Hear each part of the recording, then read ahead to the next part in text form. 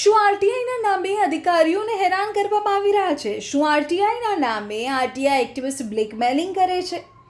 Ahmedabad municipal કોર્પોરેશનના દક્ષિણ ઝોનના ડેપ્યુટી એસ્ટેટ ઓફિસરે એક પત્ર લખ્યો છે અને આ પત્રમાં તો કંઈક આવો જ દાવો છે. આ પત્ર સામે આવ્યા બાદ અત્યારે રાજકીય વર્તુળોમાં ભારે ચર્ચા જાગી છે. આપને કહી દઈએ કે આ પત્ર જે છે તેમાં ડેપ્યુટી એસ્ટેટ ઓફિસરે એન્ટી કરપ્શન બ્યુરોના ડાયરેક્ટરને લખ્યો છે.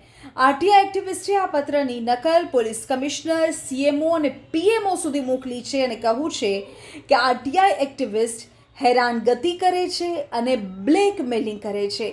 આ ગંભીર આક્ષેપો પત્રમાં છે. પત્રમાં જણાવાયું છે કે કેટલાક લોકો આરટીઆઈ એક્ટિવિસ્ટના નામે ગેરકાયદે બાંધકામો અને તંત્રની કામગીરીને નિશાન બનાવી અધિકારીઓને માનસિક રીતે ટોર્ચર કરી રહ્યા છે. તેઓ વોટ્સએપ, ફોન કોલ્સ અને ઈમેલ દ્વારા અધિકારીઓ પર દબાણ લાવી રહ્યા છે. અને આ જે ફરિયાદ છે તે પત્રમાં અધિકારીએ લખી છે. પત્રમાં એવો પણ ઉલ્લેખ છે કે આ એક્ટિવિસ્ટ એસીબીમાં ખોટી ફરિયાદ કરવાની ધમકી આપે છે અને અધિકારીઓને બ્લેકમેલ કરે છે.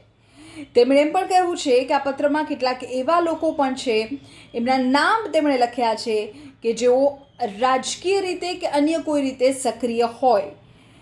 આ જે પત્ર છે તેમાં અધિકારીનું કહેવું છે કે કોર્પોરેશન નિયમ મુજબ ગેરકાયદે બાંધકામો હટાવવાની કામગીરી કરે છે, પરંતુ આ આરટીઆઈ એક્ટિવિસ્ટ કહેવાતા તેમના અંગત સ્વાર્થ માટે તંત્રની કામગીરીમાં રોડા નાખે છે. આ પત્રના આક્ષેપો ખૂબ ગંભીર છે. પત્રમાં એ આરટીઆઈ એક્ટિવિસ્ટનું લિસ્ટ છે.